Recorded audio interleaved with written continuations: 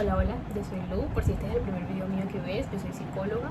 También durante la infancia pasé por diferentes situaciones, pasé por el abandono de mis padres, por un entorno de violencia, por un entorno de alcohol, lo que después en la adolescencia también me afectó en mi relación con las demás personas, en ponerme vulnerable, episodios depresivos y todo este tipo de cosas que a mí me inspiraron para estudiar psicología y para ahora estar inmersa en el desarrollo personal y también con mis redes sociales servir a personas que hayan estado en estas situaciones o que estén aún inmersas en esto y no encuentren muy bien cómo gestionar este tipo de cosas. Yo he encontrado un camino que a mí me ha cambiado completamente la vida, entonces a esto es a lo que me dedico aquí. Ahora me gustaría hablar hoy acerca de la honestidad, sobre la autenticidad y la honestidad, sobre todo. Como te contaba, en mi infancia yo tuve una situación compleja, sobre todo con mis padres. Ellos tenían una muy mala relación y generalmente desencadenaba violencia y estaba por ahí en medio un montón de alcohol y comportamientos autodestructivos, ¿no? Que obviamente a mí me afectaron un montón y afectaron un montón la relación que yo después tuve con ellos, ¿no? Sobre todo con mi mamá. ¿Por qué?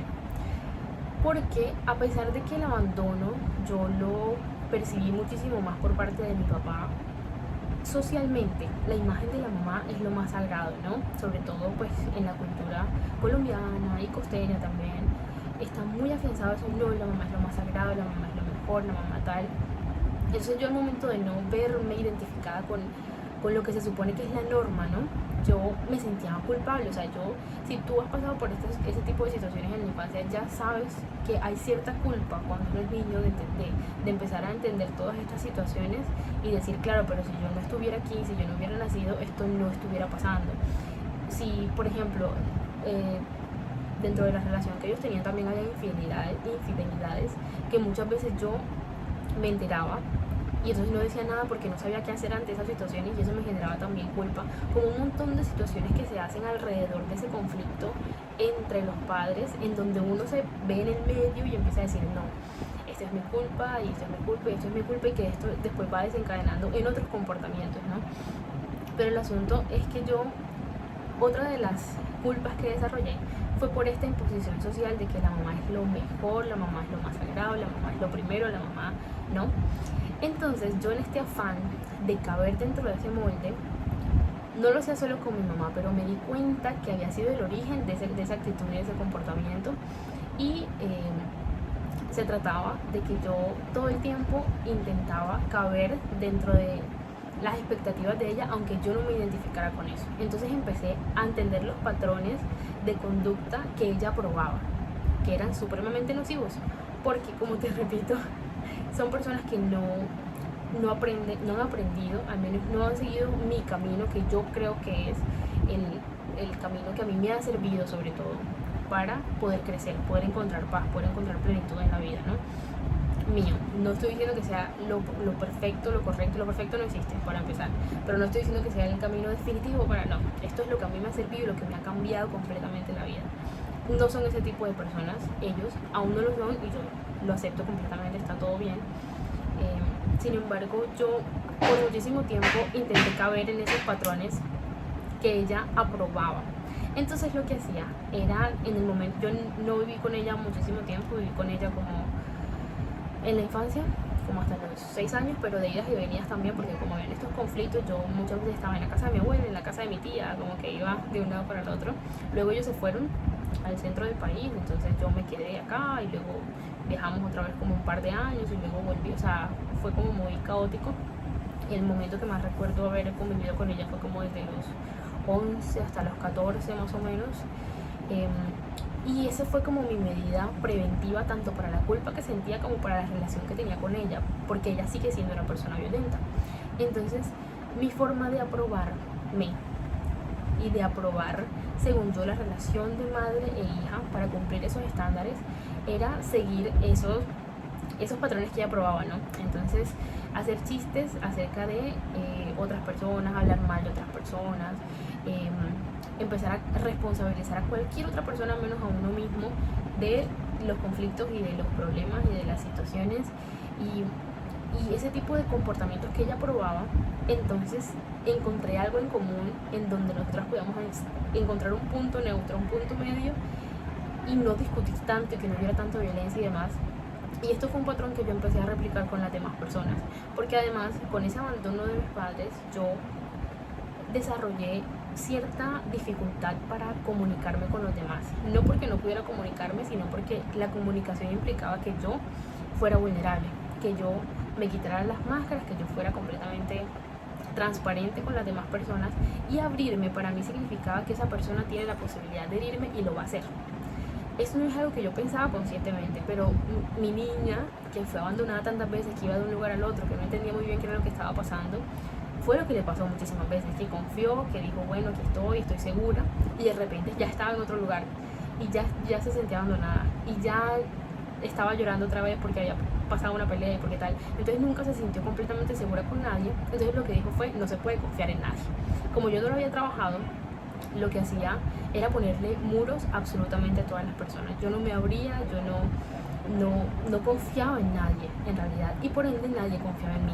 Y eso desencadenaba como tener constantemente relaciones con las personas, tanto con amigos como con el resto de mi familia, como con parejas que tuve, en donde era completamente conflictivo, porque no iba para ninguna parte, porque no terminaba yo de conocer a la otra persona, ni dejaba que la otra persona me conociera.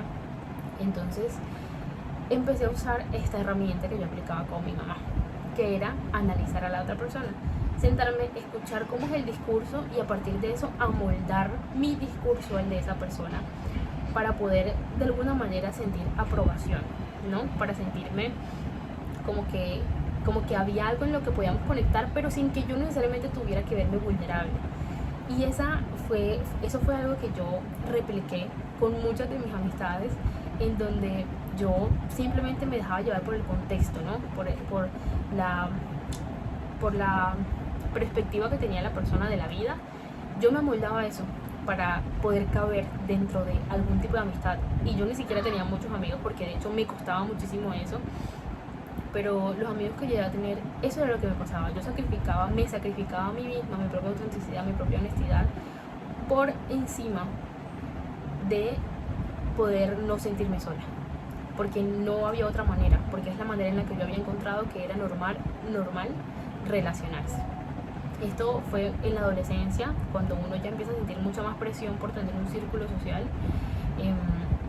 Entonces esa era como la técnica que utilizaba, hasta que en cierto punto yo me di cuenta que eso no era sostenible, que no era real ser una persona acá y otra persona allá. Y no es como que esas cosas no hicieran parte de mí, porque si yo me comporto así, hay una parte de mí que se identifica con eso. Sin embargo, no estaba siendo auténtica y no estaba siendo completamente honesta. Y no estaba trabajando lo de fondo, o sea, eso es algo superficial. El hecho de yo canalizar una parte de mí es algo superficial, en contraposición a lo que estaba ocultando, que es este montón de cosas que no había trabajado de la infancia, y el abandono, y sentirme sola, y no confiar en nadie, todo este tipo de cosas que estaban ahí como escondidas debajo de la alfombra, ¿no?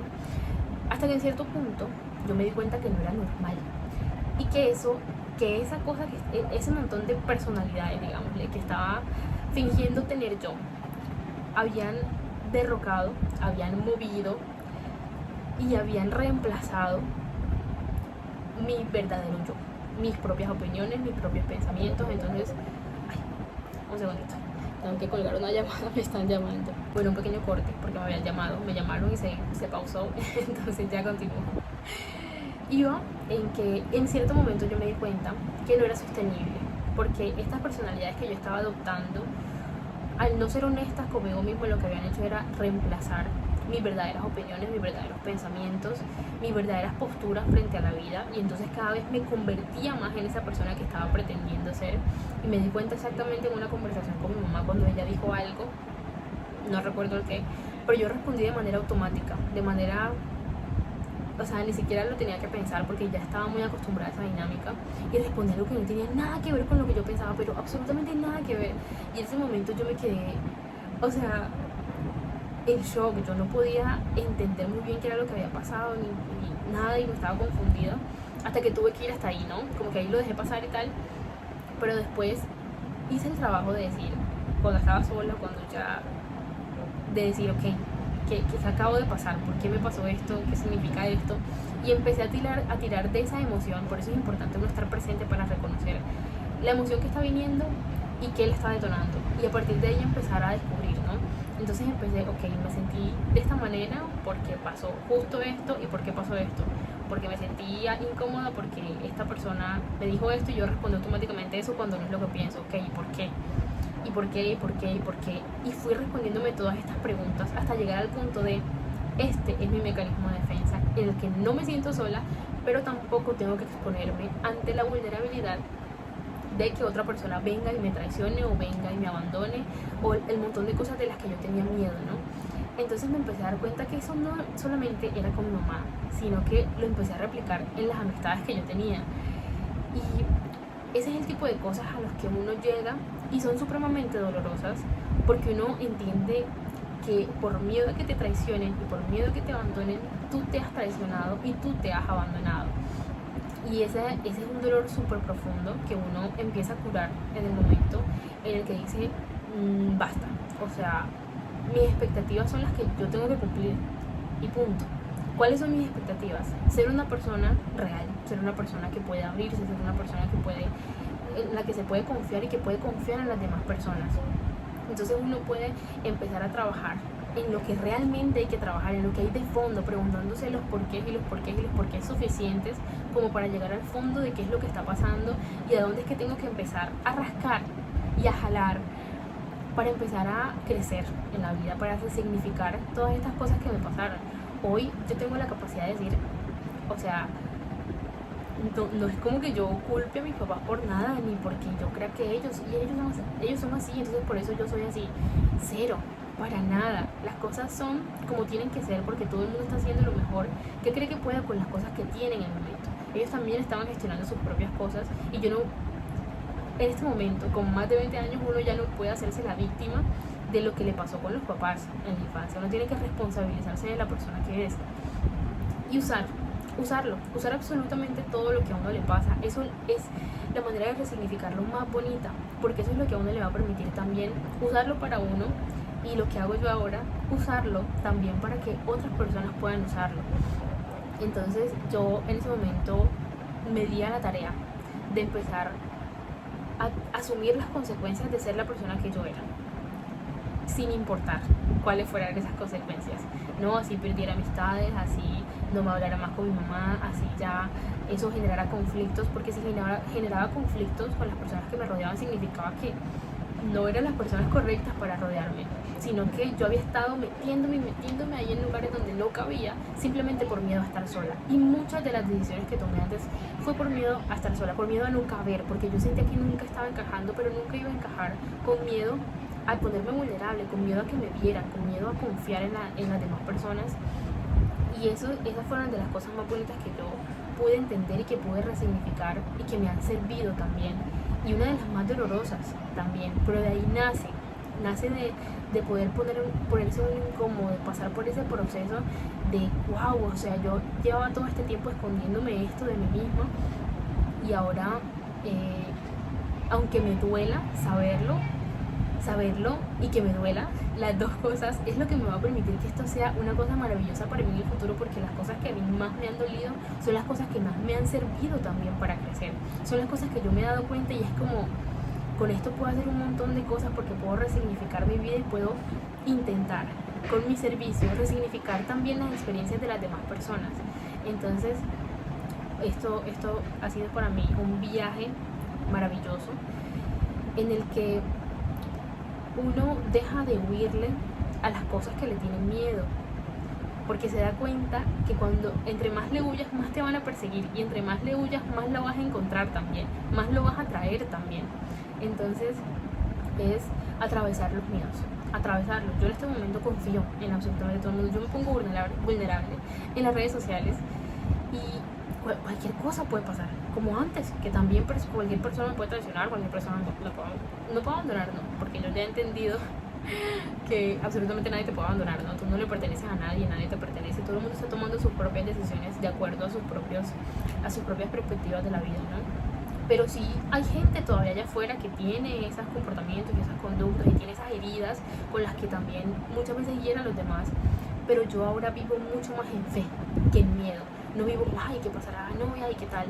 Sino que vivo con fe, vivo confiando, vivo entendiendo que no es un estilo de vida uno vivir a través de los lentes de una herida que me hizo mis papás que me hicieron mis papás en la infancia, porque no es una vida, no es una vida que pueda significar crear, que pueda significar inspirar.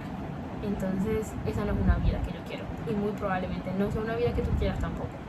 Entonces hay que hacer el trabajo, hay que arriesgarse a uno poder ser auténtico, y para decirle la verdad a las demás personas, primero hay que decirse la verdad de uno mismo, y va a doler y va a ser incómodo y vas a sufrir un poco, pero hay que ser real, hay que ser auténtico con uno, hay que poner límites, uno tiene que poner sus propios límites, uno tiene que poner sus propios propósitos para después empezar a dar eso allá afuera, porque eso también me pasaba mucho antes, el hecho de que yo creía que no tenía nada para dar era porque realmente yo no me conocía, porque cuando uno se empieza a conocer, sabe el montón de recursos maravillosos que tiene dentro, empiezas a descubrir tus partes más bien negativas y tus partes positivas también, y entiendes que a todo hace parte de ti, absolutamente todo, pero uno empieza a aprender a dedicar más su atención y su energía a las cosas positivas y bonitas y creadoras, y todo eso es esfuerzo, todo eso es una decisión de todos los días, pero la primera decisión que uno tiene que tomar es conocerse, definitivamente,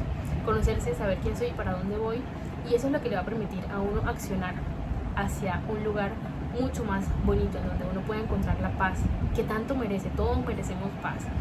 Entonces cuando yo siento que lo merezco es cuando ya me he conocido, cuando ya me quiero con mis partes bonitas, con mis partes feas, y puedo dárselo al mundo también, puedo abrirme y entregarlo y recibirlo también completamente de las demás personas. Entonces quería hablar de eso, sobre la autenticidad y sobre la honestidad, porque es otra de las cosas que a mí me ha cambiado totalmente en todos los aspectos. Uno a veces cree que uno es el aspecto del trabajo y el estudio y la plata y la salud, o sea, no, uno es un compilado de un montón de cosas que cuando uno aprende a gestionar todas de manera lo más excelente posible, cambian todas. Relacionarme mejor con las demás personas ha cambiado mi espiritualidad, mis finanzas, o sea, lo que tú menos te imaginas, la salud también, todo tiene que ver con todo. Y una de las cosas más importantes es ir al pasado y resignificar esas heridas que uno muchas veces ni siquiera es consciente que tiene, y que por eso es importante estar presente. Ese sería el primer paso, estar presente, para empezar a entender, uy, sentí esta emoción, me dio esta sensación, ¿qué significa esto en este momento? ¿Qué lo detonó? Y tirar a partir de ahí. Eso sería lo que te diría a grandes rasgos, ¿no? De lo que me sirvió a mí para empezar a resignificar un montón todo este tipo de cosas. Y nada, eso era lo que te quería compartir hoy. Por aquí abajito me puedes escribir si has pasado por alguna de estas situaciones y nada, a mí me encantaría ayudarte con todo lo que pueda ayudarte. Siempre estoy por Instagram, ahí siempre estoy subiendo cositas, siempre respondo todos los mensajes y nada, eso es todo. Gracias por escuchar.